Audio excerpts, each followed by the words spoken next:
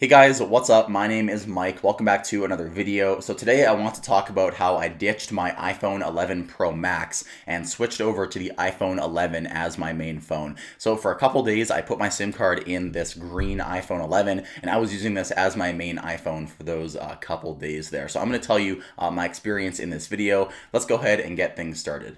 So the first thing we're going to talk about is design, because obviously when you pick up these phones, that's the first thing you're going to notice. The iPhone 11 feels identical to the iPhone XR in the hand. It has this glass and aluminum sandwich style design, and there really aren't any design differences from the iPhone XR, of course, aside from that camera that you saw on the back there. So now the iPhone 11 has a second camera. We're going to talk about that in a little bit, but now the only design difference on this year's iPhone 11 is the addition of that second camera, and the whole camera module itself is a little bit redesigned.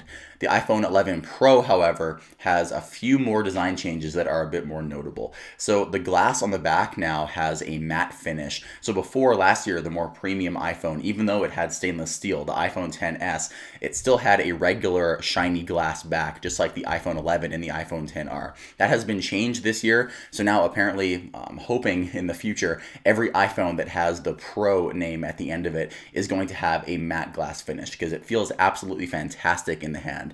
There really isn't any comparison, although when you look at the price tags and you compare what these phones are made of, you really start to think, is it really worth that much more money? When you hold the iPhone 11 Pro in the hand, it feels fantastic, but when it's like almost $500 more than the iPhone 11, you really start to think if it actually is worth it. To me, I really don't think it is. You're still getting a fantastic iPhone with the iPhone 11. It's built extremely well. There are absolutely no issues I have with design. So the iPhone 11 Pro, of course, you're going to get that more premium feeling iPhone. And for the first couple hours, I'd say when I put my SIM card in the iPhone 11, I definitely was missing the premium feel of the iPhone 11 Pro. So I want to talk about displays now because it seems like displays is kind of a sensitive topic when it comes to people comparing iPhones recently. The iPhone 11 display, I'm just going to say it, to me, it doesn't look very good. I know people say that the average person cannot tell the difference between the OLED screen of an iPhone and the regular liquid retina LCD, but for me, I actually can tell a difference. And even from this far away when I'm behind the camera, I can tell this LCD is not as good of a quality as OLED. So you could say I have pretty much been ruined now for LCD screens because as soon as I have seen an OLED and that beautiful OLED with the pitch black blacks is embedded in my mind, it's almost impossible to go back to an LCD. But for someone who is coming from, say, an iPhone 7 Plus or an iPhone 8 Plus and they want to upgrade to the iPhone 11, you are not going to notice any issues with this screen. The iPhone 11 screen has a fantastic display. Although it is sub 1080p, it is still above 720p, and the YouTube app and various other streaming apps still let you stream in upscaled or downscaled, I guess, 1080p. So you're not getting a full 1080p resolution, but when the screen is this small and you're holding it not a far distance from your face, you honestly can't tell a difference in the display quality. But for me, I can tell a difference between the LCD and the OLED, but I guess I'm coming from a slightly different perspective in that I deal with smartphones a lot more than the average person does, and I would notice details that are a lot smaller. One other small thing I want to mention is last year with the iPhone XS and the iPhone XR, I always kind of thought of the iPhone XR as the heavy iPhone for that year. And then when I picked up the iPhone 11 Pro this year and compared it to the iPhone 11, the iPhone 11 Pro gained a lot of weight. So now this year, the real heavy feeling iPhone for me is the iPhone 11 Pro. The iPhone 11 didn't lose any weight, so it's still the exact same weight as the iPhone XR, but relatively the iPhone 11 Pro feels a lot heavier. I think the iPhone 11 Pro Max got like 20 or 25 or 30 grams heavier than last year. So this thing definitely feels hefty in the hand. Like I said, the iPhone 11 didn't lose any weight. It's just that the other iPhones that got released alongside the iPhone 11 ended up gaining weight. So the iPhone 11 doesn't feel as heavy as compared to the other phones that Apple offers at the current time. So I talked about displays and how the OLED looks better to my eye than the LCD. I also want to talk about brightness because brightness is a huge aspect of people's lives when they're using their phone outdoors or in the car and they just want to be able to see their screen. Even as I'm making this video, I'm noticing that I have to bump up the iPhone 11's brightness ever so slightly higher than the iPhone 11 Pro, and you might be able to see that the iPhone 11 Pro's display is looking a little bit brighter than the iPhone 11, even though the brightness slider I think is a little bit lower. So brightness brightness on the iPhone 11 screen, I believe they're calling it the Super Retina XDR display on the iPhone 11 Pro Max.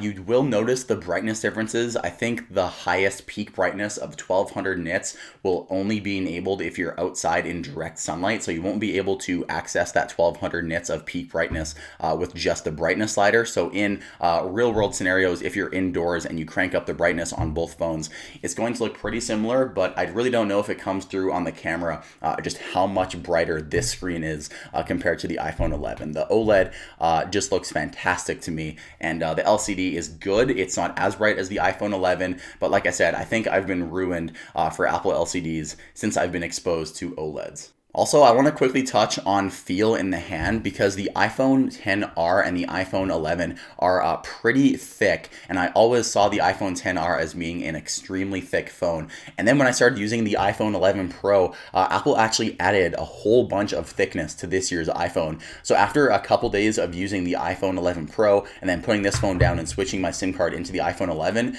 this phone didn't start to feel as thick anymore simply because the Pro line of iPhones actually got thicker. So kind of similar to the screen comparison, if you haven't really touched and felt the iPhone 11 Pro, you won't really know what I'm talking about. But if you have, the other iPhones are pretty much getting thicker and heavier, while the iPhone 11 stays at the exact same dimensions as it was with the iPhone XR. So something to keep in mind there, the iPhone 11 actually feels like it's a little bit lighter and a little bit sleeker in your hand as Apple makes their other Pro phones thicker and heavier. In terms of size, I think the size of the iPhone 11 display is absolutely perfect. I would love an iPhone 11 Pro in this 6.1 inch screen size. This would be absolutely perfect. To me, I don't use the 5.8 inch iPhone 11 Pro. It's a little bit too small. And then when I pick up the iPhone 11 Pro Max, it feels gigantic and my thumb can barely reach the icons at the top left of the screen. So the iPhone 11 display for me is that kind of Goldilocks iPhone where it has the just right screen size. I think that's kind of what Apple was going for here. They lowered the price of the iPhone 11 this year and they added more features, and they really put a lot of research and development into this screen size. So I'm guessing Apple looked at so many different screen sizes, but they finally settled on 6.1 inches because that is the perfect size right in the middle of all the other phones out there that just makes people happy enough that it isn't too small, but it also isn't colossal in your hand like the iPhone 11 Pro. So the iPhone 11 screen size is perfect, although it is still considered large if you are one of those people that likes a phone as small as the iPhone SE. But some of the rumors are pointing towards the fact that we might get an iPhone SE relaunch in 2019. So tell me in the comments if you want to hear more about that. But currently, the cheapest iPhone that Apple makes, which is their newest modern phone, is the iPhone 11 with the 6.1 inch display. So like 5 years ago, if we said that, that would sound like a huge display, but now it is just considered a more of a medium display, if you will. So if you may remember, last year Apple took 3D Touch out of the iPhone XR, and the iPhone XS kept 3D Touch. So that was kind of an upgrade when comparing the iPhone XR to the iPhone XS. But now the iPhone 11 Pro doesn't even have 3D Touch. So if you remember in my video I made last year talking about how I ditched the iPhone XS Max for the iPhone XR, I talked about the lack of 3D Touch and how it was super annoying. When I was using the iPhone 11 Pro, I have gotten used to 3D Touch not being there. Now, this is not saying I don't miss 3D Touch, because I miss 3D Touch so much. I wish Apple would bring it back. But since I got used to it in the iPhone 11 Pro, it really didn't bug me as much when I started using the iPhone 11, because 3D Touch not being there really bugged me on the iPhone XR. I guess I'm just more used to it now on the iPhone 11. When it comes to consuming media, I obviously prefer the iPhone 11 Pro because it has the bigger screen and it has an OLED screen. I also do notice, however, that the speakers are a lot different on this year's Pro model iPhones when compared to the iPhone 11. I honestly wasn't expecting this much of a difference, but audio sounds fantastic on the iPhone 11 Pros now, and when comparing it to the iPhone 11, I am honestly not that satisfied with the iPhone 11 speakers. So Apple added what they call spatial audio to this year's iPhone Pro models, and I honestly didn't think I would notice that much of a difference, but boy, do you ever notice a difference. The earpiece speaker in particular usually would die out for me within the first 4 or 5 months of me owning an iPhone, and it would get super quiet just from all the lint that accumulates in my pocket. And this year I just want to test that, so I threw it in my jeans, shook it around, and there was a lot of lint caught up in the earpiece speaker, and it was still extremely loud and produced a surprising amount of bass, a lot more than the iPhone XS Max ever could. So I think Apple did a lot of real good changes behind the scenes when it comes to audio. The iPhone 11 speakers still sound excellent, and if you haven't used an iPhone 11 Pro, chances are you won't notice a difference. But if you have used an iPhone 11 Pro, you definitely will notice that the iPhone 11 will be a slight downgrade in terms of sound. So at this point, you guys are probably noticing a trend in this video. I'm pretty much saying that the iPhone 11 Pro is a fantastic phone, but all the changes you get are pretty minor for the end user. Of course, I'm going to notice them because I make these videos. It's pretty much my job to know all these differences and recognize these differences. But for the regular consumer, you may be noticing in this video, I'm just saying the iPhone 11 is the perfect iPhone. Of course, if you want the best experience, the best screen, the best sound, the best feel in the hand, the iPhone 11 Pro is definitely going to suit your needs.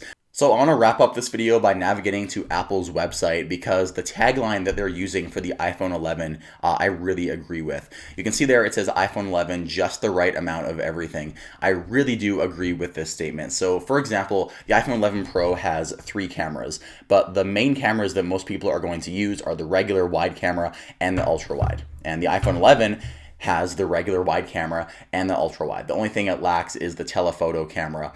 Most people don't use that. I love using the telephoto camera, but again, the iPhone 11 is for most people, and most people won't notice the lack of a telephoto camera because you can still take portrait mode photos. And now because you have 2 lenses on the iPhone 11, you can now take portrait mode photos of more than just people. So you really don't need the iPhone 11 Pro's dual camera setup anymore to get that depth information for other subjects, because now you can do that on the iPhone 11. So the iPhone 11 is getting more and more powerful when compared to the Pro, and it is even better that they dropped the price of this year's phone.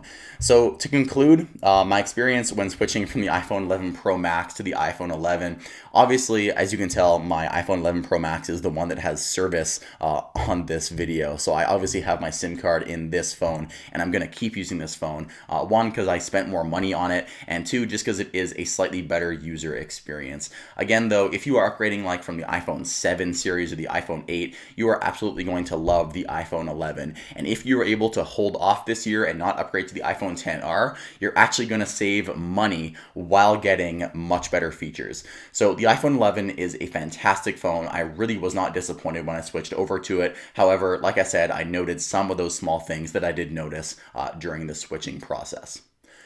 So guys, thank you so much for watching. Thank you for sticking through this extremely long video. My name is Michael, and I'll see you in the next one.